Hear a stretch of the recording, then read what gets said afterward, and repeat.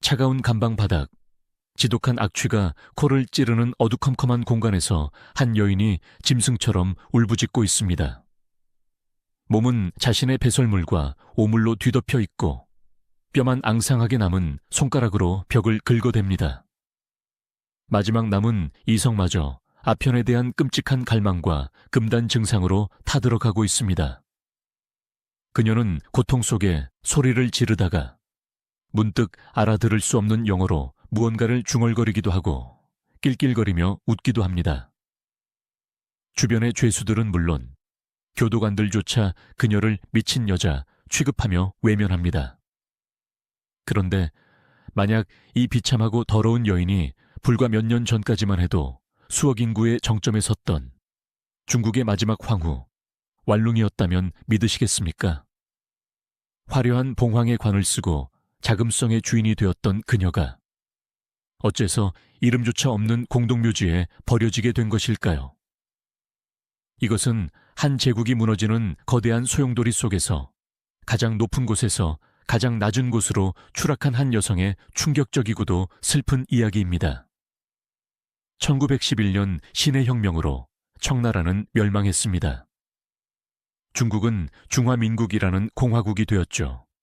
하지만 혁명 정부는 마지막 황제, 당시 겨우 6살이었던 푸이를 어떻게 처리해야 할지 고심했습니다. 결국 그들은 청실우대 조건이라는 기묘한 협상안을 내놓습니다. 그 내용은 이렇습니다. 황제 칭호는 유지해도 좋다. 단, 그 권력은 자금성 안에서만 유효하다.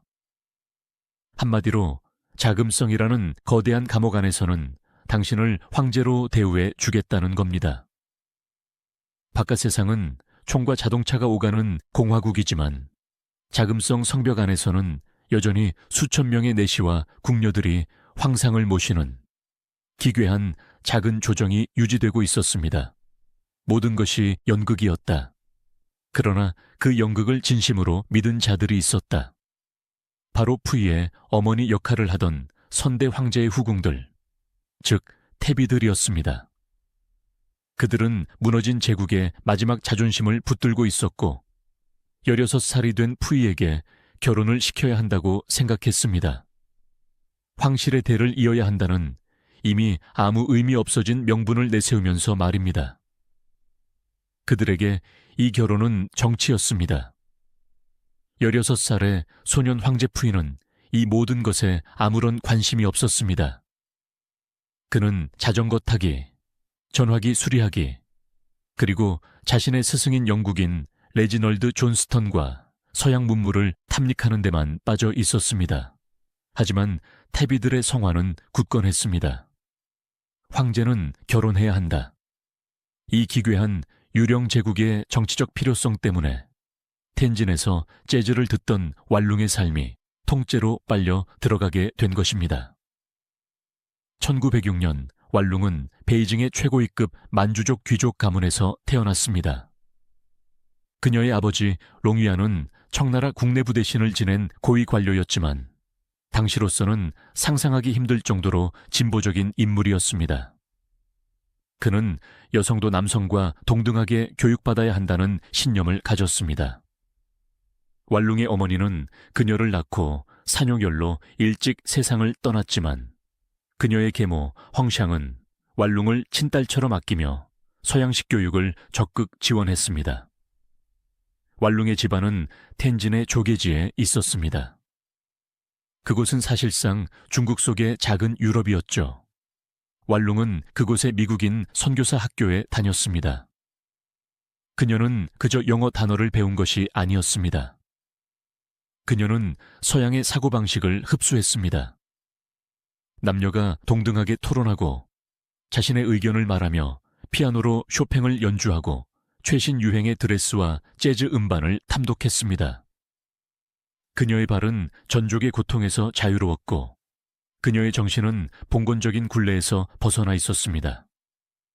그녀는 순종이 아니라 대화가 가능한 파트너를 만나는 삶을 꿈꿨을 것입니다. 1922년 자금성에서는 황후 간택기라는 낡은 행사가 진행 중이었습니다. 전국의 만주족 귀족 가문에서 보낸 규수들의 사진이 푸이 앞에 놓였습니다. 푸이는 당시 지독한 근시였습니다. 안경 너머로 보이는 흑백 사진 속 소녀들은 다 비슷해 보였습니다. 그는 이 모든 과정이 귀찮기 짝이 없었습니다. 그의 눈에 들어온 것은 원슈라는 소녀의 사진이었습니다. 얌전하고 수수해 보이는 12살짜리 소녀였죠. 푸이는 별 생각 없이 그 사진 위에 동그라미를 그렸습니다. 이 아이로 하지. 하지만 이 결정은 자금성을 발칵 뒤집어 놓았습니다. 푸이를 키운 2명의 태비, 당강 태비와 경희 태비 사이에 격렬한 정치적 싸움이 벌어졌습니다. 경희 태비는 원슈는 가문이 너무 미천하고 용모도 평범하다, 황후의 위험에 맞지 않는다고 주장했습니다. 그녀는 자신이 밀던 후보, 즉 최고 명문가 출신의 눈부신 미모를 자랑하는 완룽의 사진을 내밀었습니다. 반면 푸이와 더 가까웠던 당강태비는 황제가 이미 원슈를 낙점했다고 맞섰습니다. 이들의 싸움은 황후 자리를 둔 권력 다툼이었습니다. 며칠간의 격렬한 논쟁 끝에 기괴한 타협안이 나왔습니다. 완룽은 황후로 삼는다. 하지만 황제가 처음 선택한 원슈는 숙비, 즉 후궁으로 삼는다. 이것은 중국 역사상 유례가 없는 일이었습니다. 황후와 후궁을 동시에 간택한 것입니다. 이 결정은 16살 완룽의 삶에 2개의 거대한 비극을 동시에 심어주었습니다. 첫째, 그녀는 자신을 원하지도 않는 남편과 결혼하게 되었습니다. 둘째, 그녀는 처음부터 남편의 마음을 빼앗아간 경쟁자와 함께 궁궐 생활을 시작해야 했습니다. 완룽의 아버지는 이 소식을 듣고 기뻐했을까요?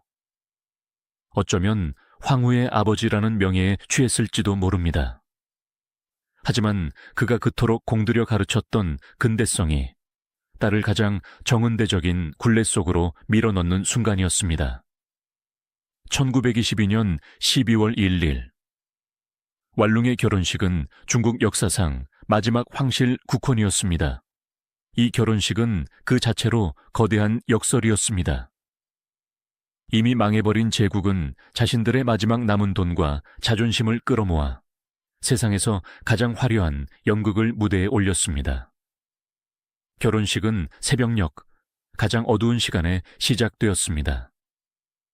만주족의 전통에 따라 완룽은 봉황 가마를 탔습니다. 수십 명의 인부들이 붉고 화려한 가마를 메고 텐진에서부터 베이징의 자금성으로 향했습니다.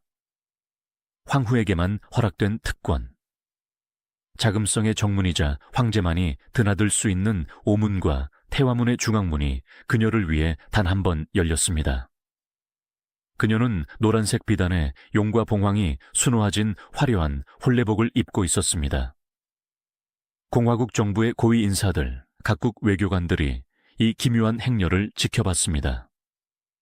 그들은 이 결혼식이 황제 복위의 신호탄이 될까 두려워하면서도 한편으로는 사라져가는 구시대의 마지막 장관을 호기심 어린 눈으로 구경했습니다. 이 결혼식을 위해 특별히 용봉이 새겨진 기념주화까지 발행될 정도였습니다. 하지만 이 모든 화려함 속에서 16살 완룽은 무슨 생각을 하고 있었을까요? 그녀는 어쩌면 이 결혼식이 자신이 배운 서양의 동화 속 결혼과는 다르다는 것을 직감했을지도 모릅니다. 이것은 사랑이 아니라 봉황의 깃털로 장식된 거대한 제물에 불과했습니다. 그토록 화려했던 결혼식 날밤. 완룽은 황후의 침전인 곤영궁에서 남편 푸이를 기다렸습니다. 방 안은 온통 붉은색 비단으로 장식되어 있었고 용과 봉황이 새겨진 초가 타오르고 있었습니다. 모든 궁중 예법을 마친 푸이가 마침내 침실에 들어섰습니다. 16살의 소년 황제와 16살의 소녀 황후. 하지만 그곳에는 어떤 설렘이나 수줍음도 없었습니다.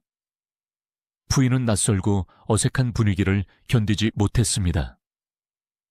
그는 훗날 자서전에서 자신이 성적으로 불완전했다고 암시했습니다. 그는 여성과의 육체적 관계 자체를 감당할 수 없었거나 혹은 원하지 않았습니다. 그는 잠시 붉은 장막 앞에 서성이다가 아무 말 없이 침실을 나가버렸습니다. 왈룽은 홀로 남겨졌습니다. 그녀의 인생에서 가장 중요해야 할 첫날 밤. 그녀는 황후가 되었지만 동시에 아내가 되지 못했습니다. 이 텅 빈 침실의 냉기는 앞으로 그녀가 자금성에서 겪어야 할 깊은 고독과 절망의 시작이었습니다. 푸이는 그날 이후 왈룽의 침실을 찾는 일이 거의 없었습니다. 남편에게 버림받은 처녀 황후. 그녀는 이 거대한 자금성에서 무엇을 해야 했을까요? 왈룽은 자신이 살아온 방식을 자금성 안으로 끌어들이려 했습니다. 그녀는 자신의 궁을 서양식으로 개조하기 시작했습니다. 피아노를 들여놓고 서양식 가구로 채웠으며 테니스 코트를 만들고 심지어 전화를 설치해달라고 요구했습니다. 그리고 그녀는 푸이에게 가정교사를 요구했습니다. 1922년 왈룽의 결혼 직후 한 젊은 미국인 여성이 자금성에 굳게 닫힌 문을 통과했습니다. 그녀의 이름은 이사벨 잉그럼. 이사벨은 베이징에서 태어난 선교사의 딸로 미국 웰즐리 대학을 갓 졸업한 20대 초반의 지성이었습니다. 왈룽은 자신과 나이 차이도 얼마 나지 않는 이 미국인 여성에게 마음을 열었습니다. 그들의 수업 시간은 기묘했습니다. 황후와 미국인 교사는 영어로 대화하며 19세기 영국 문학과 세계사를 논했습니다. 왈룽은 이사벨에게 서양의 최신 유행과 사교계 소식을 물었고, 이사벨은 이 유령 같은 궁전의 황후가 자신보다 더 세련된 영어 억양을 구사하는 것에 놀랐습니다. 이 무렵 왈룽과 푸이는 서로에게 영어 이름을 지어주었습니다. 왈룽은 자신이 존경했던 엘리자베스 1세 여왕을 따 엘리자베스가 되었습니다. 푸이는 자신의 스승 존스턴의 제안으로 헨리가 되었죠. 그들은 서로를 헨리와 엘리자베스라고 부르며 영어로 짧은 편지를 주고받았습니다. 겉으로 보기에 그들은 자전거를 함께 타고 테니스를 치고 서양식 정장을 입고 사진을 찍는 근대적인 부부처럼 보였습니다. 하지만 이 모든 것은 공허한 연극이었습니다. 이사벨 잉그럼은 훗날 황제는 우리의 공부 시간에 끼어드는 법이 거의 없었다고 회상했습니다. 푸이는 왈룽의 친구는 될 수 있었지만 남편은 될 수 없었습니다. 왈룽이 엘리자베스라는 이름에 집착했던 것은 어쩌면 황후 왈룽이라는 자신의 현실을 부정하고 싶었기 때문일지도 모릅니다. 이 화려한 고립 속에서 왈룽은 종종 원인을 알 수 없는 두통과 복통에 시달렸습니다. 특히 생리통이 심했다고 전해집니다. 궁중 의원들은 황후의 고통을 덜어주기 위해 특별한 진통제를 처방했습니다. 그것은 바로 아편이었습니다. 당시 중국에서는 아편이 만병통치약처럼 쓰이기도 했습니다. 소량의 아편은 신경을 안정시키고 고통을 잊게 해주었습니다. 푸이 역시 왈룽에게 아편을 기분을 좋게 해주는 약이라며 권했다고 합니다. 텅 빈 침실의 외로움, 원슈에 대한 질투, 그리고 낡은 궁궐의 답답함 속에서 왈룽은 이 달콤한 악마의 속삭임에 조금씩 의지하기 시작했습니다. 아직은 중독이라고 부를 수 없는 그저 가벼운 위로였습니다. 하지만 이 작은 불씨는 훗날 그녀의 모든 것을 삼켜버릴 거대한 화염이 될 운명이었습니다. 여기서 우리는 왈룽의 삶을 파괴한 첫 번째 단추에 대해 질문하게 됩니다. 바로 그녀의 아버지, 롱위안입니다. 역사는 그를 진보적인 신여성의 아버지로 기록해야 할까요? 아니면 딸의 삶을 명예와 맞바꾼 야심가로 기록해야 할까요? 진보적인 교육자, 롱위안이 딸에게 서양 교육을 시킨 것은 사실입니다. 그는 남녀평등 사상을 가졌고 왈룽이 구시대의 유물로 살기를 원치 않았습니다. 그는 딸이 자신의 재능을 펼치며 주체적으로 살기를 바랐을 것입니다. 정치적 야심가, 하지만 그가 황후 간택께 딸의 사진을 보낸 순간 그의 진보성은 의심받게 됩니다. 그는 공화국 시대에 황후의 아버지가 된다는 것이 어떤 정치적 의미를 갖는지, 그리고 그것이 얼마나 위험한 도박인지 몰랐을까요? 그는 딸의 서양식 교육과 미모가 작은 조정 내에서 자신의 정치적 입지를 강화해줄 최고의 자산이라고 판단했을 수 있습니다. 가장 비극적인 해석은 이것입니다. 그는 딸에게 근대적인 정신을 심어주었지만 정작 딸이 위기에 처했을 때 그녀를 정은대적인 황실의 제물로 바치는 것을 막지 못했다는 것입니다. 왈룽이 받은 서양 교육은 그녀를 위한 날개가 아니었습니다. 그것은 세장의 창사를 더욱 선명하게 느끼게 하는 저주였습니다. 그녀는 자신이 얼마나 비참한지, 무엇을 빼앗겼는지 너무나도 명확하게 알고 있었습니다. 이것이 원슈와 왈룽의 결정적인 차이였습니다. 원슈는 구시대의 여성이었고 구시대의 방식으로 저항했습니다.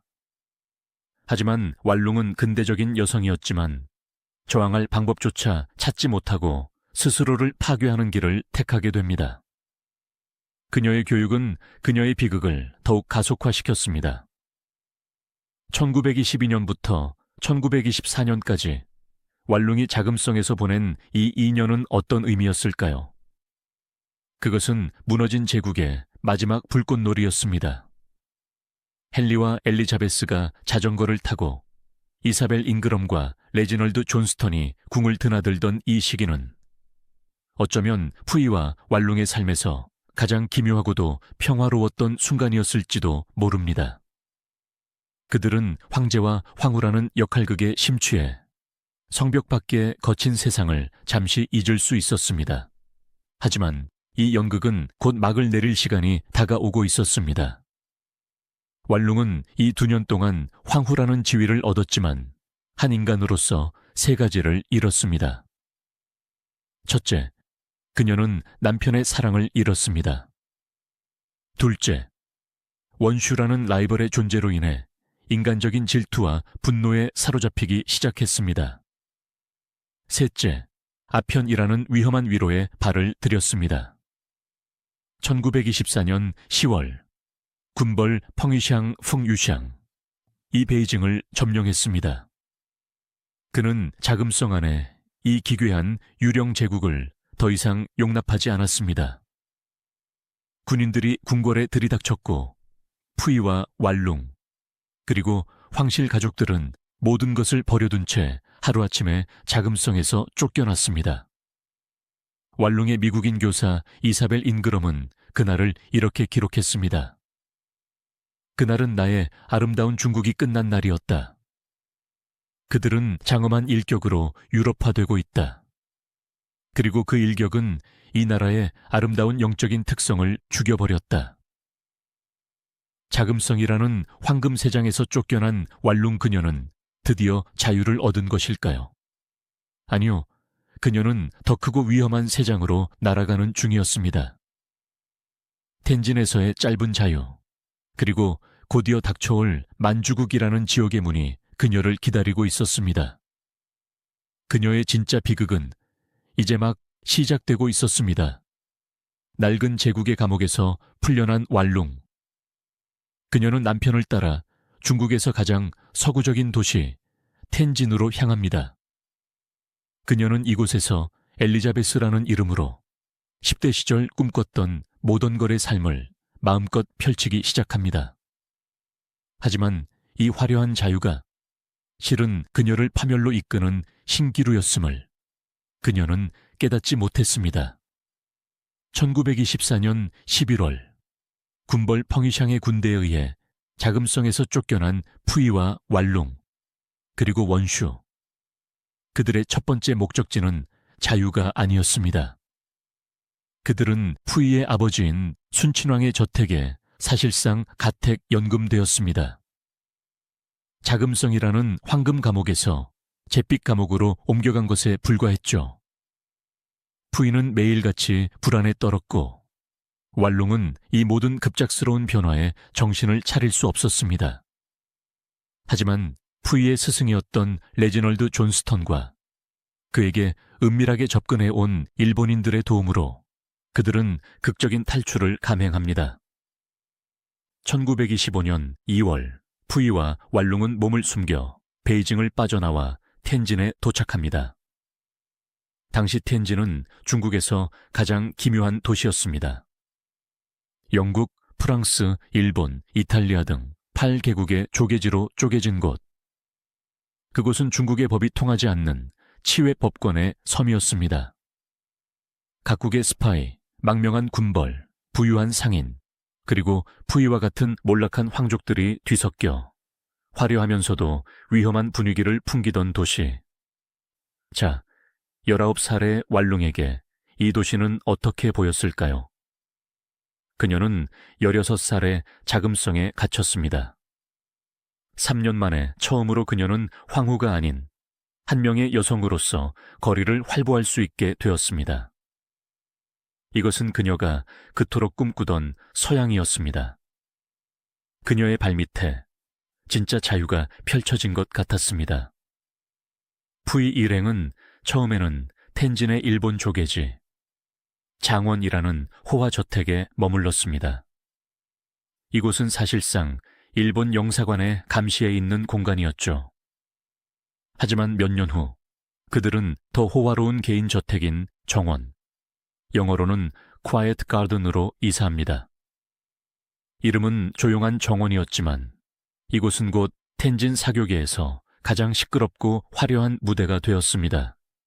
그리고 그 무대의 주인공은 단연 엘리자베스, 즉 왈룽이었습니다. 자금성에서 그녀를 억누르던 모든 것이 사라졌습니다. 그녀는 무겁고 거추장스러운 만주족의 황후 예복을 벗어 던졌습니다. 대신 그녀는 당시 파리와 상하이에서 유행하던 가장 화려한 드레스와 몸에 딱 붙는 치파오를 입었습니다. 길었던 머리를 보브컷 스타일로 짧게 잘랐고 입술에는 짙은 붉은색 립스틱을 발랐습니다. 그녀는 하이힐을 신고 텐진의 최고급 백화점을 휩쓸었습니다. 그녀가 떴다 하면 보석 상점의 다이아몬드와 진주가 동이 났고 최고급 비단 가게의 옷감이 사라졌습니다.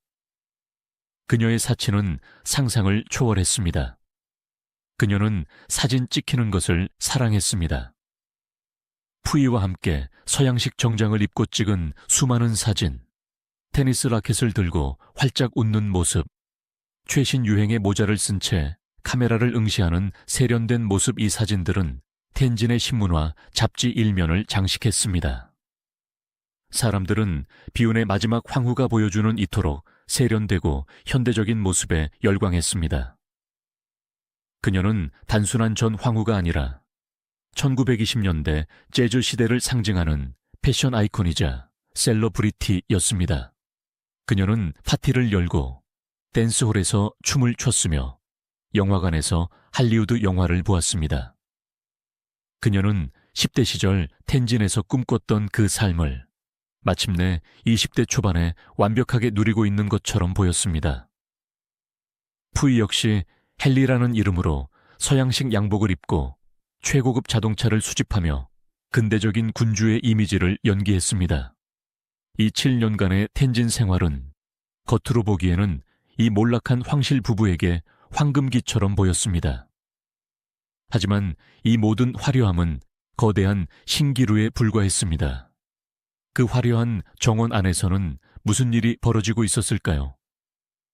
그곳에는 여전히 헨리, 엘리자베스 그리고 숙비, 원슈가 함께 살고 있었습니다.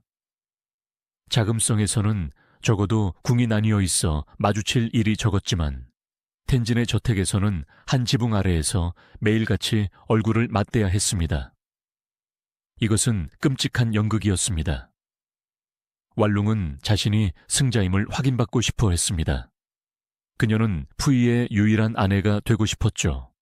그녀가 부린 상상 초월의 사치는 사실 남편의 관심을 끌기 위한 처절한 몸부림이었습니다. 내게 이 비싼 다이아몬드를 사주세요. 원슈가 아니라 나에게. 푸이는 그 요구를 대부분 들어주었습니다. 왜냐하면 왈룽은 모던하고 아름다웠고 자신의 근대적인 황제, 연극에 어울리는 파트너였기 때문입니다. 왈룽은 이 승리를 만끽했습니다. 그녀는 자신이 누리는 모든 것을 원슈에게 과시했습니다. 푸이와 함께 외출할 때 왈룽은 보란듯이 조수석에 앉았고 원슈는 뒷좌석에 홀로 앉아야 했습니다. 왈룽이 백화점에서 수천 위안을 쓸 때 원슈는 몇 푼의 용돈만을 받아야 했습니다. 왈룽의 측근들은 원슈를 노골적으로 무시하고 구시대의 유물 취급했습니다. 원슈는 왈룽과는 정반대의 여성이었습니다. 그녀는 보수적이었고 전통적인 교육을 받았습니다. 그녀는 사치를 몰랐고 짙은 화장을 하지 않았습니다. 그녀는 텐진의 화려한 생활에 적응하지 못했습니다. 그녀는 헨리가 아니라 황상, 푸이에게 여전히 충성하고 있었습니다. 그래서 그녀는 푸이에게 쓴소리를 했습니다. 황상 일본인들을 너무 믿으시면 안 됩니다. 황상, 사치가 너무 지나치십니다. 보기를 위한 자금을 아끼셔야 합니다. 푸이에게 이 말은 어떻게 들렸을까요? 잔소리였습니다. 자신의 근대화 놀이를 방해하는 고리타분한 구시대의 목소리였죠. 푸이는 원슈를 점점 더 노골적으로 무시하고 냉대했습니다. 원슈는 깨달았습니다. 이 집에서 자신은 후궁이 아니라 하녀보다 못한 존재라는 것을. 왈룽에게는 남편의 돈이라도 있었지만 자신에게는 아무것도 없었습니다. 남편의 사랑은커녕 인간적인 존중조차 받지 못했습니다. 그녀의 절망은 분노로 바뀌었습니다. 1930년경 원슈는 가위로 자신의 가슴을 찌르는 자해 소동을 벌였다고 전해집니다. 하지만 이 절박한 신호조차 푸이의 마음을 돌리지는 못했습니다. 그렇다면 남편 푸이는 무엇을 하고 있었을까요? 그는 텐진의 화려한 파티에는 사실 큰 관심이 없었습니다. 그의 머릿속은 오직 복위, 즉 잃어버린 황제의 자리를 되찾겠다는 망상으로 가득 차 있었습니다. 그의 조용한 정원은 텐진에 숨어든 모든 정치 세력의 접선 장소가 되었습니다. 장제스의 국민당, 옛 청나라의 유신들, 그리고 가장 위험한 손님인 일본 관동군의 밀사들, 특히 겐지 도이하라와 같은 일본 군부 인사들은 푸이에게 당신의 조상 땅인 만주에 새로운 제국을 세워주겠다는 달콤한 속삭임을 계속해서 불어넣었습니다. 푸이는 이 복위라는 더 강력한 마약에 취해 있었습니다. 그에게 두 아내의 질투와 암투는 그저 귀찮고 성가신 일에 불과했습니다. 그는 왈룽의 사치를 용인했지만 그것은 사랑이 아니라 자신의 체면을 세워주는 비용으로 취급했을 뿐입니다. 침실은 여전히 차가웠습니다. 왈룽은 남편이 없는 밤, 사치로도 채워지지 않는 그 거대한 공허함을 무엇으로 채워야 했을까요? 그녀는 자금성에서 배운 오래된 친구를 다시 찾았습니다. 바로 아편이었습니다. 텐진 시절, 그녀의 아편 중독은 서서히, 하지만 확실하게 깊어지고 있었습니다. 화려한 파티가 끝나고 모두가 잠든 새벽, 그녀는 아편 연기 속에서만 잠시나마 위안을 찾을 수 있었습니다. 1931년, 이 위태로운 세 사람의 동거는 결국 파국을 맞이합니다. 그리고 그 파국을 일으킨 사람은 가장 화려했던 왈룽이 아니라 가장 조용했던 원슈였습니다. 1931년 8월 25일, 원슈는 자신의 여동생 원슈가 위독하다는 핑계를 대고 외출 허가를 받았습니다. 그녀는 그렇게 저택을 빠져나와 미리 대기하고 있던 차를 타고 변호사 사무실로 향했습니다. 그녀는 돌아오지 않았습니다. 며칠 후 텐진의 모든 신문 일면이 발칵 뒤집혔습니다. 충격! 숙비 원슈, 황제 푸이에게 이혼 소송 제기. 이것은 중국 5천년 역사상 전무후무한 일이었습니다. 감히 황제에게 이혼을 요구한 여자는 단 한 명도 없었습니다. 이것은 숙비의 혁명이었습니다. 원슈의 변호사는 법원에 제출한 소장에서 충격적인 내용을 폭로했습니다. 원슈는 1922년 혼인한 이래 9년 동안 단 한 번도 남편과 잠자리를 같이 한 적이 없다. 그녀는 황제에게 아내로서의 그 어떤 대우도 받지 못했으며 황후 왈룽의 핍박과 무시 속에서 살아왔다. 푸이는 이성을 잃었습니다. 이것은 단순한 가십이 아니었습니다. 자신의 남성성과 황제로서의 마지막 남은 권위가 만천해 조롱당하는 순간이었습니다. 그는 변호사들을 동원해 원슈를 회유하려 했지만 원슈는 단호했습니다. 나는 평범한 시민으로 돌아가겠다. 50만 위안의 위자료를 달라. 결국 푸이는 무릎을 꿇었습니다. 1931년 10월 그들은 공식적으로 이혼에 합의했습니다. 푸이는 이 치욕을 견딜 수 없었습니다. 그는 이혼 합의 직후 원슈의 모든 지위와 칭호를 박탈한다는 이미 아무 의미 없는 황제의 마지막 성질을 발표했습니다. 원슈는 자유를 얻었습니다. 그녀는 훗날 평범한 남자와 재혼하여 가난하지만 인간적인 삶을 살다가 세상을 떠났습니다. 그렇다면 승자는 누구일까요? 이제 유일한 아내가 된 왈룽일까요? 천만에요. 이혼 스캔들은 왈룽의 삶을 나락으로 떨어뜨린 결정적인 망치였습니다. 푸이는 자신의 모든 굴욕과 분노를 한 사람에게 쏟아부었습니다. 바로 왈룽이었습니다. 다 너 때문이다. 푸이는 왈룽을 저주했습니다. 네가 원슈를 질투하고 핍박하지 않았다면, 네가 그토록 사치스럽고 오만하게 굴지 않았다면 원슈가 감히 집을 나가 황실의 체면을 더럽히는 일은 없었을 것이다. 이것은 푸이의 비겁한 책임 전가였습니다. 원슈가 떠난 진짜 이유는 푸이 자신의 무관심과 성적 결함이었음에도 불구하고 그는 모든 책임을 왈룽에게 돌렸습니다. 왈룽은 충격에 빠졌습니다. 그녀가 그토록 원했던 유일한 아내의 자리에 올랐지만 그 대가는 남편의 지독한 경멸과 증오였습니다. 헨리와 엘리자베스라는 달콤한 연극은 완전히 끝났습니다. 푸이는 더 이상 왈룽을 근대적인 파트너로 대하지 않았습니다. 그녀는 이제 황실을 망신시킨 주범, 질투에 눈이 먼 여자일 뿐이었습니다. 푸이는 왈룽의 처소에 발길을 끊었습니다. 그들의 관계는 회복 불가능할 정도로 얼어붙었습니다. 바로 이 시점, 왈룽의 삶을 결정지을 또 다른 거대한 사건이 터집니다.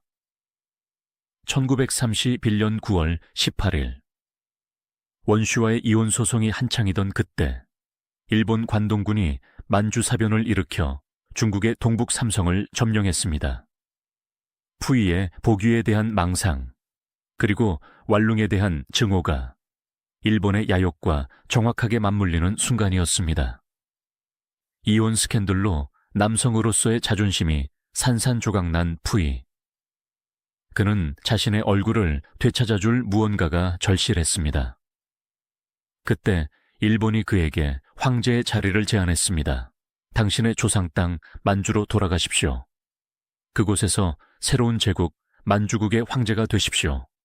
이것은 푸이에게 거부할 수 없는 유혹이었습니다. 자신을 모욕한 중화민국과 원슈, 그리고 자신을 무시하는 왈룽에게 황제로서의 본 모습을 보여줄 기회였습니다. 왈룽은 직감적으로 이 제안이 함정이라는 것을 알았습니다. 그녀는 서양 교육을 받은 모던걸이었습니다. 그녀는 일본의 야심을 읽을 수 있었습니다. 그녀는 푸이에게 텐진에 남아 조용한 정원의 주인으로 만족하자고 애원했다고 합니다. 가지 마세요, 헨리. 그들은 우리를 이용할 뿐이에요. 하지만 푸이에게 왈룽의 조언은 더 이상 들리지 않았습니다.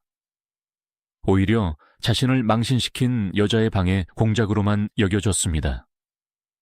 1931년 11월, 부인은 왈룽에게 알리지도 않은 채 일본군이 마련한 배를 타고 비밀리에 텐진을 떠나 만주로 향했습니다.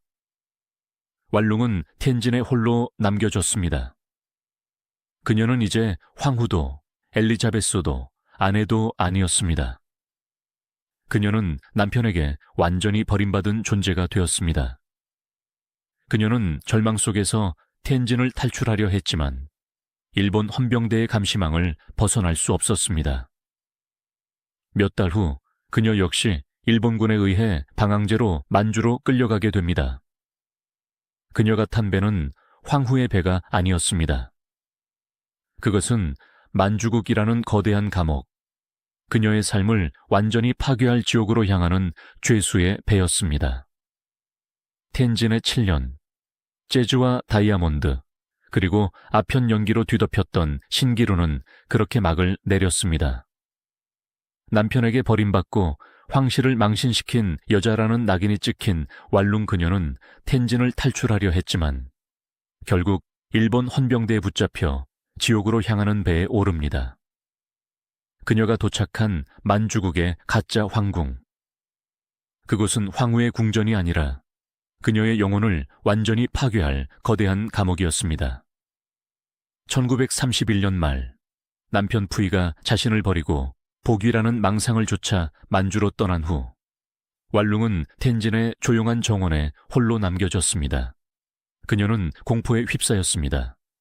그녀는 이 모든 것이 일본의 함정임을 직감했습니다. 그녀가 배운 서양의 역사와 지식은 지금 벌어지는 일이 황제 복위가 아니라 식민지화라는 것을 똑똑히 알려주고 있었습니다.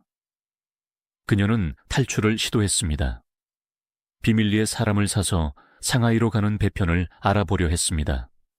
하지만 그녀의 저택은 이미 일본 헌병대와 스파이들에 의해 완벽하게 포위된 상태였습니다. 그녀의 모든 움직임은 감시당했습니다. 그녀는 전 황후가 아니라 일본의 중요 자산이었습니다. 1932년 초, 왈룽은 사실상 납치되었습니다. 일본군은 그녀를 다렌으로 가는 배에 강제로 태웠습니다. 텐진에 화려했던 엘리자베스는 이제 초라한 인질이 되었습니다. 다렌의 한 호텔에서 그녀는 몇 달 만에 남편 푸이를 다시 만났습니다. 하지만 그 만남에는 어떤 반가움이나 애틋함도 없었습니다.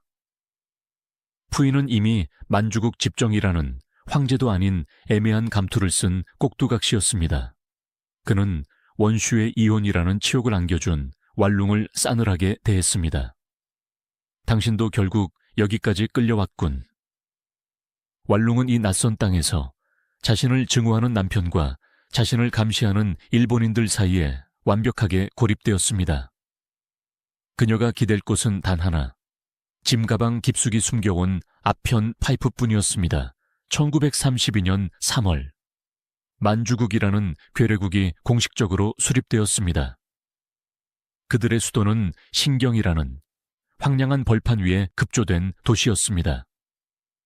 그들의 황궁은 자금성의 장엄함과는 거리가 먼 초라한 건물이었습니다.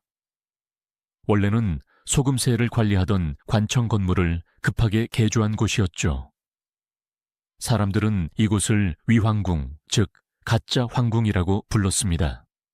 이름 그대로 모든 것이 가짜였습니다. 1934년 푸이는 일본에 허락해 집정에서 황제로 격상됩니다. 그는 강덕제가 되었고 왈룽은 다시 황후가 되었습니다. 그들은 용포를 입고 낡은 청나라의 재래를 흉내내며 즉위식을 올렸습니다. 하지만 이 모든 것을 연출하는 것은 일본 관동군 사령관이었습니다.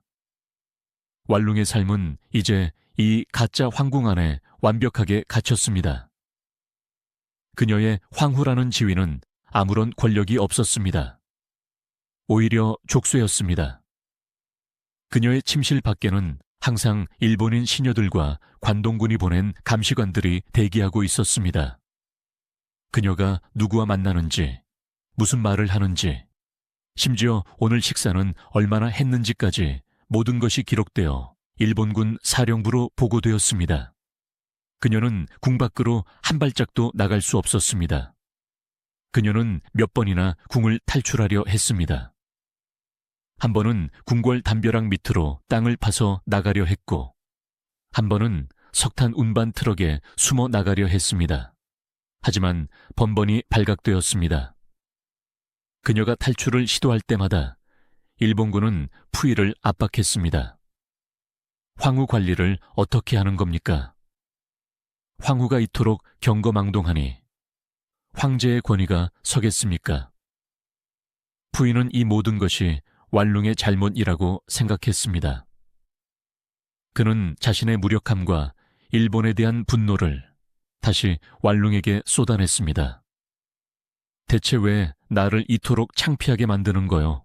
당신 때문에 내 입장이 얼마나 곤란해지는지 모르겠소. 왈룽은 절규했습니다. 나는 여기서 숨이 막혀 죽을 것 같아요. 여긴 감옥이에요. 푸이는 차갑게 돌아섰습니다. 감옥? 황후의 자리에 앉혀주었으면 조용히 황후 노릇이나 하시지. 푸이에게 왈룽은 이제 실패한 아내의 상징일 뿐이었습니다. 원슈를 쫓아낸 여자, 황제의 체면에 먹칠을 한 여자, 그리고 결정적으로 복위라는 자신의 위대한 과업에 사사건건 불평만 늘어놓는 여자. 그는 더 이상 왈룽에게서 어떤 위안도 찾으려 하지 않았습니다. 대신 그는 새로운 여자를 찾기 시작했습니다. 1937년 푸이는 일본에 동의해 상귀인이라는 새로운 후궁을 들입니다. 그녀의 이름은 탄유링, 당시 17살의 앳된 소녀였습니다. 푸이는 왈룽의 궁 바로 옆 건물에 탄유링의 처소를 마련했습니다. 그는 탄유링에게는 다정하게 굴었고 그녀와 함께 사진을 찍으며 웃었습니다. 왈룽은 이 모든 것을 지켜봐야 했습니다. 자신은 황후라는 이름으로 이 감옥에 갇혀 썩어가고 있는데 남편은 바로 옆방에서 어린 소녀와 사랑을 속삭이고 있었습니다. 이것은 왈룽에게 참을 수 없는 모욕이었습니다. 그녀의 외로움은 이제 분노와 자기 파괴적인 절망감으로 변해갔습니다. 그녀는 이 지옥 같은 현실에서 단 한순간이라도 벗어나고 싶었습니다. 그녀는 아편에 더욱더 깊이 빠져들었습니다. 그녀는 이제 약을 하기 위해 살았습니다. 아편을 피우는 동안에만 그녀는 고통을 잊을 수 있었습니다.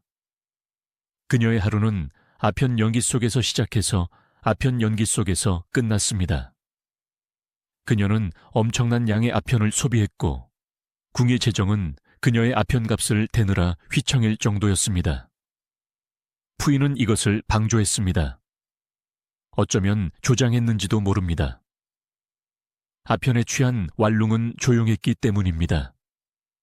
그녀가 미쳐 있을수록 자신의 배신이 정당화될 수 있었기 때문입니다. 정신이 피폐해질 대로 피폐해진 왈룽.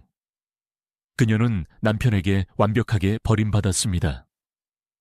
그녀는 살아있지만 이미 유령과 같은 존재였습니다. 바로 그때 그녀의 삶에서 가장 치명적이고 가장 비극적인 스캔들이 터집니다. 그녀는 극도의 외로움 속에서 자신에게 아주 작은 인간적인 따뜻함을 보여준 두 명의 남자와 비밀스러운 관계를 맺었습니다. 한 명은 리티유라는 이름의 시종이었고 다른 한 명은 치지종이라는 이름의 운전기사였습니다. 그들은 푸이의 측근으로 궁을 드나들던 젊은 남자들이었습니다. 이것을 사랑이라고 부를 수 있을까요? 아마도 아닐 것입니다. 이것은 사랑이 아니라 절망의 또 다른 표현이었습니다. 그녀는 황후로서의 모든 존엄성, 한 인간으로서의 모든 자존심을 내던진 가장 위험한 자해의 행위를 한 것입니다. 그녀는 남편 푸이에게 복수하고 싶었을지도 모릅니다. 당신이 나를 여자로 보지 않는다면 나는 다른 남자에게서 내가 여자임을 확인받겠다는 뒤틀린 반항이었을지도 모릅니다. 혹은 그녀는 그저 사람이 그리웠을지도 모릅니다. 아편 연기 속에서 잠시 깬 순간 자신을 황후가 아닌 그저 여자로 바라봐주는 그들의 눈빛에 흔들렸을지도 모릅니다. 이 은밀하고 위험한 관계는 몇 년간 이어졌습니다. 그리고 1935년 끔찍한 일이 벌어지고 맙니다. 왈룽이 임신을 했습니다. 남편과 10년 넘게 잠자리조차 하지 않았던 황후. 그녀의 배가 불러오기 시작했습니다. 이것은 가짜 황궁을 송두리째 뒤흔들 수 있는 대형 스캔들이었습니다. 왈룽은 공포에 떨었습니다. 그녀는 자신이 낳을 아이가 푸이의 황실 혈통을 더럽혔다는 죄보다 이 일이 발각되었을 때 푸이가 겪을 치욕이 얼마나 끔찍할지 상상조차 할 수 없었습니다. 푸이는 자신이 성불구라는 사실이 만천에 드러나는 것을 가장 두려워하는 남자였습니다. 결국 이 비밀은 푸이의 귀에 들어가고야 말았습니다. 푸이의 반응은 왈룽의 상상을 초월했습니다. 그는 질투하거나 슬퍼하지 않았습니다. 그는 그저 지옥에서 올라온 악마처럼 분노했습니다. 그의 분노는 아내의 배신에 대한 것이 아니었습니다. 황제의 체면, 그리고 자신의 남성성에 대한 모욕감 때문이었습니다. 그는 당장 왈룽의 두 남자를 체포하라고 명령했습니다. 그들은 고문당한 뒤 궁에서 쫓겨났고 거에게 입막음용 돈을 받고 평생 이 비밀을 지키라는 협박을 받았습니다. 이제 남은 것은 왈룽과 그녀의 뱃속에 있는 아이였습니다. 1935년 왈룽은 딸을 낳았습니다. 그녀는 출산의 고통과 아편의 환각 속에서 거의 제정신이 아니었습니다. 그녀는 자신이 낳은 아기의 얼굴조차 제대로 보지 못했습니다. 푸이는 갓 태어난 아기를 왈룽의 눈앞에서 빼앗아 갔습니다. 그리고 그는 시종에게 명령했습니다. 저것을 보일러 활에 던져 넣어라. 푸이는 자신의 손으로 자신의 아내가 낳은 갓난아기를 불태워 죽여버렸습니다. 이 끔찍하고 잔인무도한 행위는 왈룽의 삶을 완전히 끝장내버린 결정타였습니다. 그런데 푸이의 잔인함은 여기서 끝나지 않았습니다. 그는 이 비극을 더욱 악랄하게 이용했습니다. 아편과 출산의 후유증에서 겨우 깨어난 왈룽이 아기를 찾았습니다. 내 아기는 어디에 있나요? 푸이는 얼음처럼 차가운 얼굴로 왈룽의 일생일 때 가장 잔인한 거짓말을 했습니다. 아이는 궁 밖에 믿을 만한 사람에게 보냈소. 당신이 키울 자격이 없으니 다른 사람이 키우도록 했단 말이오. 왈룽은 그 말을 믿었습니다. 그녀는 자신의 딸이 어딘가에 살아있다고 믿었습니다. 그것이 그녀가 이 지옥에서 버틸 수 있는 유일한 희망의 끈이 되었습니다. 푸이는 이 거짓말을 이용해 왈룽을 완벽하게 통제했습니다. 그는 심지어 왈룽에게 딸의 양육비 명목으로 매달 돈을 받아 가기도 했습니다. 왈룽은 기꺼이 돈을 냈습니다. 그녀는 자신의 모든 것을 바쳐 존재하지도 않는 딸의 행복을 빌었습니다. 이 거짓된 희망은 얼마나 갔을까요? 몇 년 후 푸이가 새로운 후궁 타뉴링에게 빠져 왈룽을 완전히 무시하던 어느 날, 왈룽은 타뉴링을 질투하며 푸이에게 절규했습니다. 어쩌면 내 딸을 돌려달라고 애원했을지도 모릅니다. 그 순간 아기에 가득 찬 푸이는 왈룽의 마지막 숨통을 끊어버리는 진실을 내뱉었습니다. 내 딸? 그 더러운 계집애는 태어난 날 죽었어. 내가 내 손으로 불태워 죽였다고. 이 미친 여자야. 그 말을 듣는 순간 왈룽의 내면에서 무언가가 툭 하고 끊어졌습니다. 그녀를 지탱하던 마지막 희망의 실이 완전히 끊어져 버렸습니다. 그녀의 정신은 산산조각 났습니다. 그날 이후 황후 왈룽은 사실상 죽었습니다. 그녀는 더 이상 엘리자베스가 아니었습니다. 그녀는 더 이상 푸이의 아내도 한 아이의 어머니도 아니었습니다. 그녀는 아무것도 아닌 존재가 되었습니다. 푸이는 그녀를 위황궁의 가장 깊고 어두운 별채에 가두었습니다. 그녀는 그 방에서 10년 가까이 나오지 못했습니다. 그녀는 살아있는 유령이 되었습니다. 그녀는 더 이상 씻지도, 머리를 빗지도, 옷을 갈아입지도 않았습니다. 그녀의 방은 지독한 악취와 아편 연기로 가득 찼습니다. 그녀는 햇빛을 거부했습니다. 그녀의 눈은 밝은 빛을 보면 고통스러워했습니다. 그녀는 거의 실명 상태가 되었습니다. 그녀의 이빨은 아편 때문에 모두 검게 썩어 문드러졌습니다. 한때 만주 제일의 미모라 불렸던 그녀의 용모는 사라지고 뼈와 가죽만 남은 해골 같은 모습이 되었습니다. 그녀는 더 이상 걷지도 못했습니다. 하녀들이 음식을 가져다 주면 짐승처럼 바닥에 엎드려 손으로 음식을 집어먹었습니다. 그녀는 종종 발작적으로 울부짖거나 알아들을 수 없는 영어로 중얼거렸습니다. 그리고 대부분의 시간은 아편에 취해 있었습니다. 푸이는 그녀를 단 한 번도 찾아오지 않았습니다. 그는 그녀의 존재를 지워버렸습니다. 만주국 황후라는 껍데기만 남은 채 왈룽은 그렇게 자신의 감옥에서, 자신의 절망 속에서 천천히 썩어가고 있었습니다. 시간은 흘러 1945년이 되었습니다. 그녀를 가두었던 가짜 제국이 무너질 시간이 다가오고 있었습니다. 그리고 그녀의 삶의 마지막이자 가장 비참한 순간이 기다리고 있었습니다. 자신의 불륜으로 낳은 아기가 남편의 손에 불태워지는 것을 통보받은 왈룽 그녀의 이성은 완전히 파괴되었습니다. 그녀는 살아있는 유령이 되어 10년 가까이 어두운 방에 갇혀 아편 연기 속에서 썩어갔습니다. 그녀의 시간은 그렇게 멈춘 듯 했습니다. 하지만 1945년 8월 소련군의 폭격 소리와 함께 가짜 제국 만주국이 무너져 내립니다. 10년간 방 안에 갇혀 있던 왈룽은 이제 매국노 황후라는 이름으로 자신의 의지와는 상관없이 세상의 가장 비참한 무대 위로 끌려 나오게 됩니다.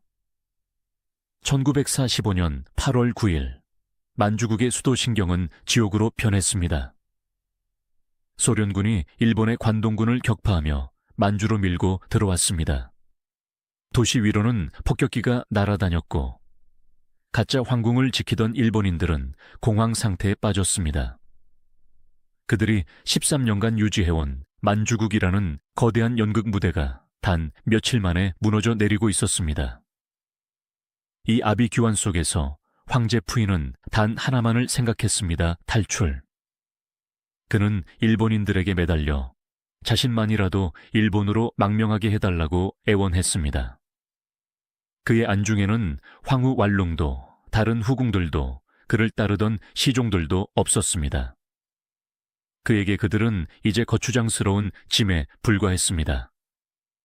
8월 11일 푸이는 기차를 타고 신경을 떠나기로 결정합니다. 황궁을 버리고 만주의 더 깊숙한 산골 마을 다리쯔로 피신한다는 명목이었습니다. 그때 10년간 어두운 방에 갇혀있던 왈룽이 하녀들의 부축을 받아 기차에 실렸습니다. 그녀는 거의 10년 만에 바깥 공기를 마주했습니다. 하지만 그녀의 눈은 이미 빛을 잃은 상태였습니다. 뼈만 앙상하게 남은 몸은 제대로 가누지도 못했고 정신은 여전히 아편의 환각과 현실 사이를 오가고 있었습니다. 그녀는 자신이 어디로 가는지, 왜 가는지조차 명확히 인지하지 못했습니다. 그녀는 그저 무너지는 제국과 함께 떠밀려가는 화물에 불과했습니다. 푸이의 피난 행렬이 도착한 다리쯔는 깊은 상골의 광산 마을이었습니다. 그들은 그곳의 허름한 사무소 건물에 임시로 머물렀습니다. 이 초라한 피난처에서 그들은 며칠 후 라디오를 통해 일본 천황의 항복 소식을 듣게 됩니다. 1945년 8월 15일 만주국은 공식적으로 끝났습니다. 부인은 이제 황제가 아니라 전범이었습니다. 그는 소련군이 자신을 체포하러 오기 전에 일본으로 도망칠 마지막 계획을 세웠습니다. 그는 일본 관동군의 주선으로 퉁화로 이동해 그곳에 작은 비행장에서 비행기를 타고 일본으로 떠나기로 했습니다. 8월 17일 퉁화 비행장. 부인은 자신의 동생 푸제, 몇몇 측근들과 함께 비행기에 오르려 했습니다.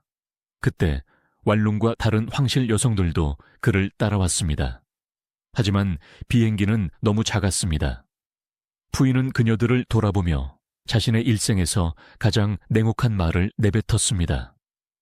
당신들은 데려갈 수 없소. 여기서 기다리시오. 나중에 다시 만날 수 있을 거요. 이것은 명백한 거짓말이었습니다. 그는 왈룽을, 자신의 아내를 전쟁터 한복판에 버리고 도망치려 한 것입니다. 하지만 이 마지막 탈출극마저 실패로 돌아갔습니다. 그들이 비행기에 오르던 순간 비행장을 급습한 소련 공수부대원들이 콩 볶듯이 총을 쏘아대기 시작했습니다. 푸이는 비행기에서 끌어내려졌습니다. 그는 나는 만주국 황제 푸이요라고 외쳤지만 소련군에게는 그저 중요한 포로일 뿐이었습니다. 푸이는 그렇게 체포되어 소련으로 압송되었습니다. 왈룽은 어떻게 되었을까요? 그녀는 남편이 체포되는 혼란 속에서 나머지 황실 무리들과 함께 소련군의 포로가 되었습니다. 황제 푸이가 사라진 포로 무리 속에서 황후 왈룽은 아무런 가치가 없었습니다. 소련군은 이 뼈만 앙상하게 남은 아편 중독자에게 아무런 관심도 배려도 보이지 않았습니다. 그녀의 진짜 지옥은 바로 아편이 끊어지면서 시작되었습니다. 포로가 된 그녀에게 더 이상 귀한 아편이 공급되지 않았습니다. 끔찍한 금단 증상이 그녀의 몸을 덮쳤습니다. 왈룽의 마지막 여정은 1945년 8월부터 1946년 6월까지 약 10개월간 이어집니다. 그녀는 소련군과 중국 공산당군 사이를 오가며 여러 도시의 감옥을 전전했습니다. 창춘, 지린, 융지, 옌지. 그녀는 더 이상 황후가 아니었습니다. 그녀는 그저 미친 여자 취급을 받았습니다. 함께 수감되었던 후궁 이옥금과 왈룽의 시종들은 당시의 모습을 처참하게 증언했습니다.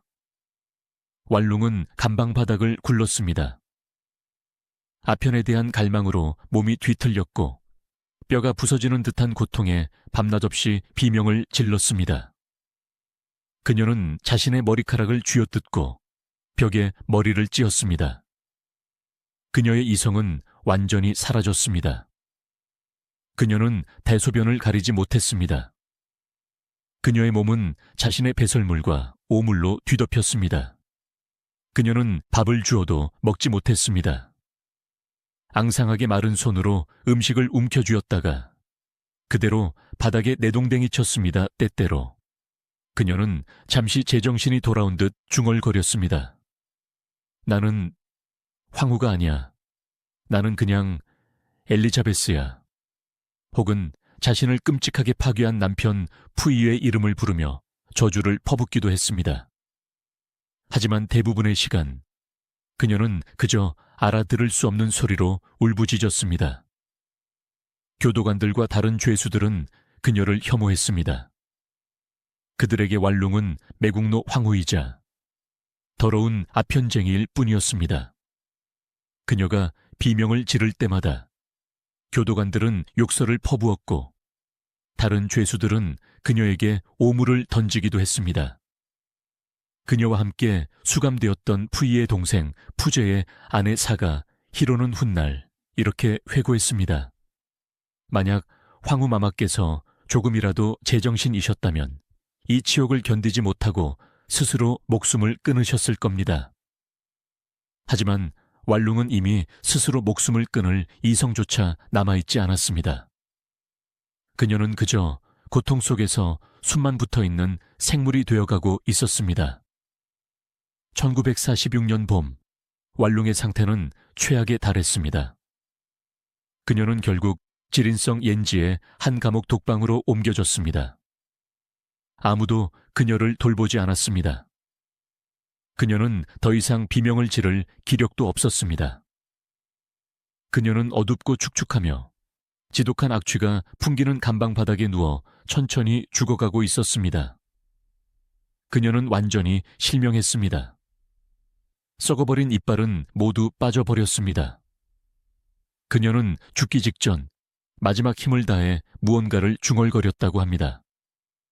어떤 기록은 그녀가 자신의 아버지 롱위안의 이름을 불렀다고 합니다. 아빠, 나 집에 데려가 주어. 또 다른 기록은 그녀가 자신의 존재하지 않는 딸을 찾았다고 합니다. 내 딸, 내 아가, 보고 싶어. 1946년 6월 20일 새벽, 감방을 순찰하던 교도관이 미동도 하지 않는 왈룽을 발견했습니다.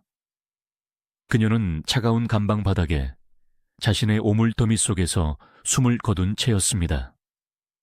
그녀의 나이 불과 39세였습니다. 그녀의 죽음은 너무나 비참하고 하찮게 취급되었습니다. 교도관들은 그녀의 시신을 어떻게 처리해야 할지 몰랐습니다. 그녀는 황후였지만 동시에 매국노였습니다. 결국 그들은 가장 간단한 방법을 택했습니다. 그들은 왈룽의 시신을 거적대기에 둘둘 말았습니다. 그리고 옌지 감옥 근처의 이름 없는 언덕, 아마도 공동묘지나 쓰레기 버리는 곳이었을 장소에 가져다 버렸습니다. 정확히 어디에 묻혔는지 아니면 그저 구덩이에 던져졌는지조차 아무런 기록도 남아있지 않습니다. 남편 푸이는 어떻게 되었을까요? 그는 당시 소련의 전범 수용소에 수감되어 있었습니다. 그는 3년이라는 시간이 흐른 뒤 1949 년경이 되어서야 다른 친척을 통해 왈룽이 몇 년 전 감옥에서 죽었다는 소식을 건네 들었습니다. 그의 반응은 어땠을까요? 그는 아무런 감정도 보이지 않았다고 합니다. 훗날 그가 쓴 자서전 황제에서 시민으로에서도 그는 왈룽의 죽음을 그저 아편 중독자의 비참한 최후 정도로만 건조하게 기술했습니다. 그는 자신의 잔인함이, 자신의 배신이 그녀를 어떻게 파괴했는지에 대해서는 단 한마디도 사과하거나 반성하지 않았습니다. 그는 왈룽을 2번 죽였습니다.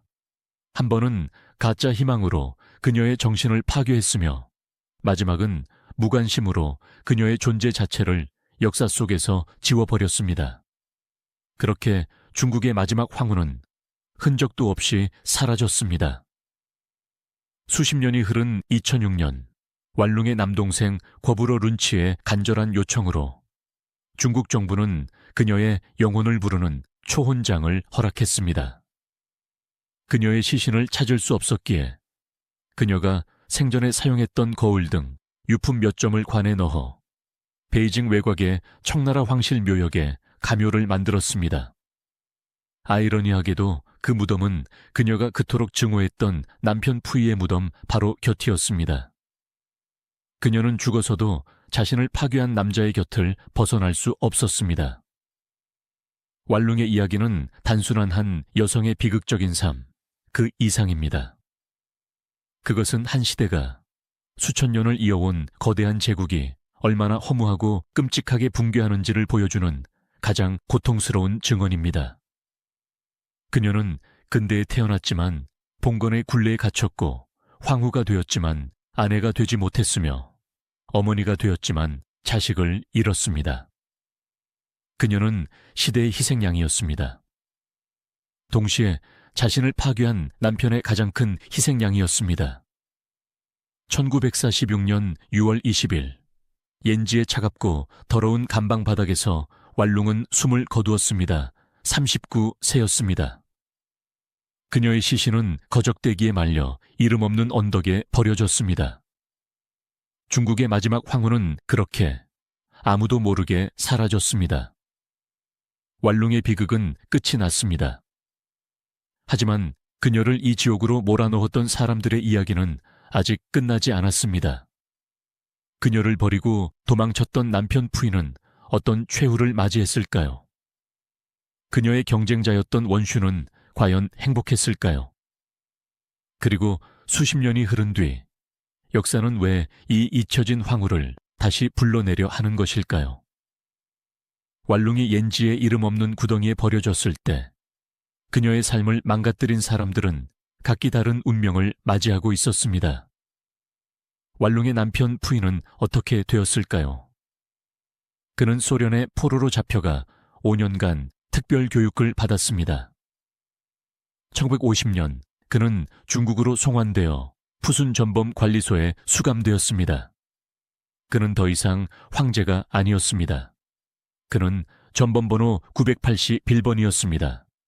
푸순에서 그는 10년간 강도 높은 사상 개조를 받았습니다. 그는 동료 죄수들의 병의를 닦고 밭에서 노동을 하며 인민의 삶을 배웠습니다. 그는 자신의 과거, 즉 일본에 부역하고 황제로서 군림했던 모든 것을 죄악이라고 고백하는 자아 비판서를 써야 했습니다. 그리고 바로 이 과정에서 그는 자신의 과거를 합리화하고 책임을 전가할 필요가 있었습니다. 그가 쓴 자서전 황제에서 시민으로에서 왈룽은 어떻게 그려졌을까요? 그녀는 그저 구제불능의 아편 중독자이자 부정한 아내로만 묘사됩니다. 그는 왈룽의 불륜으로 태어난 아기를 활에 던져 죽인 자신의 잔인무도함은 기억나지 않는다. 혹은 그런 일 없다는 식으로 얼버무리거나 축소했습니다. 그는 왈룽의 고통에 대한 자신의 책임을 철저히 외면했습니다. 1959년 푸이는 모범수로 특별 사면을 받았습니다. 그는 베이징으로 돌아와 식물원의 정원사로 일했습니다. 훗날 공산당의 배려로 문사연구관이라는 명예직을 얻고 평범한 간호사 리수셴과 5번째 결혼을 했습니다. 그는 1967년 신장암으로 사망했습니다. 61세였습니다. 그는 중국 역사상 유일하게 황제로 태어나 시민으로 죽은 인물이 되었습니다. 그는 재교육을 통해 새로운 삶을 얻었지만 그가 파괴한 한 여성의 삶에 대해서는 끝내 진정한 참회를 하지 않았습니다. 왈룽과 그토록 격렬하게 다퉜던 그리고 황제에게 이혼 소송을 제기했던 숙비 원슈는 어떻게 살았을까요? 푸이와 이혼한 뒤 그녀는 푸이팡이라는 가명으로 평범한 소학교 교사가 되었습니다. 그녀는 자신의 과거를 숨긴 채 조용히 살았습니다. 1947년 그녀는 국민당 장교 출신의 평범한 남자 류제니와 재혼했습니다. 그녀는 류제니와 함께 가난하지만 평화로운 가정을 꾸렸습니다. 그녀는 훗날 류제니와 함께한 삶이야말로 내가 원했던 인간적인 삶이었다고 회고했습니다.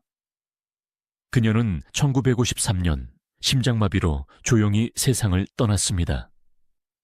그녀의 무덤은 남편 류제니가 직접 마련해 주었습니다. 원슈는 황실의 굴레를 벗어던지고 자유를 택한 유일한 여성이었고 자신의 선택을 통해 평범한 행복을 잠시나마 맛보았습니다. 왈룽은 수십 년간 완전히 잊혀진 존재였습니다.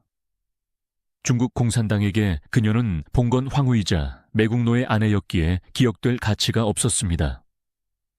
푸이조차 그녀를 언급하길 꺼렸습니다.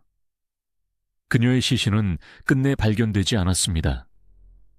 옌지 어디에 버려졌는지 그 흔적조차 찾을 수 없었습니다.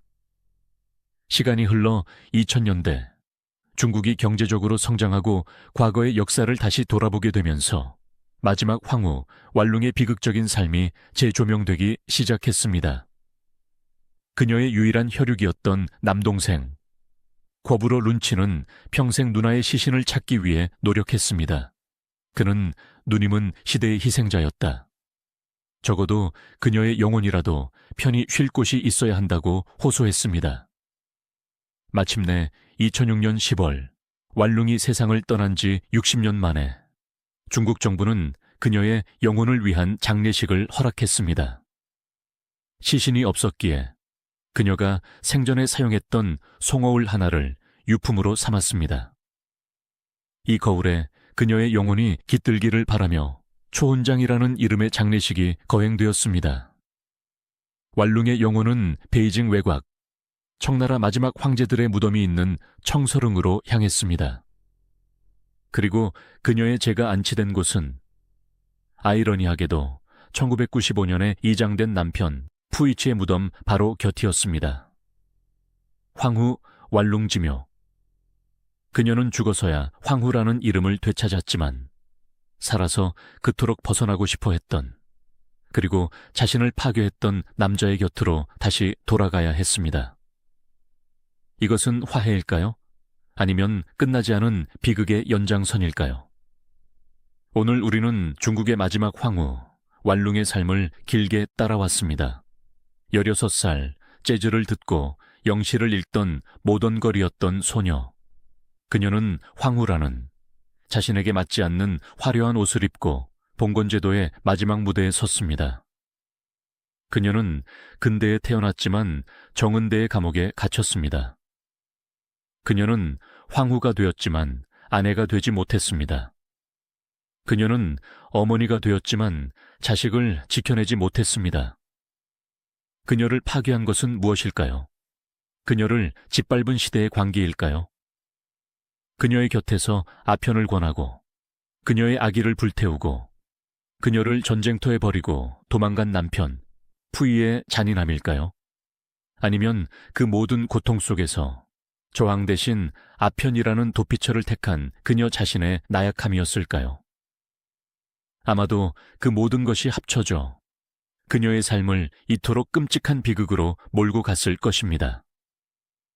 오늘날 청서릉에 있는 그녀의 무덤 앞에는 그녀가 생전에 그토록 좋아했던 재즈 음악 CD와 초콜릿이 놓여 있다고 합니다. 그녀의 가짜 무덤 옆에는 그녀의 유품인 송어울이 함께 묻혔습니다. 차가운 흙 속의 그 거울은 어쩌면 지금도 우리에게 묻고 있는지도 모릅니다.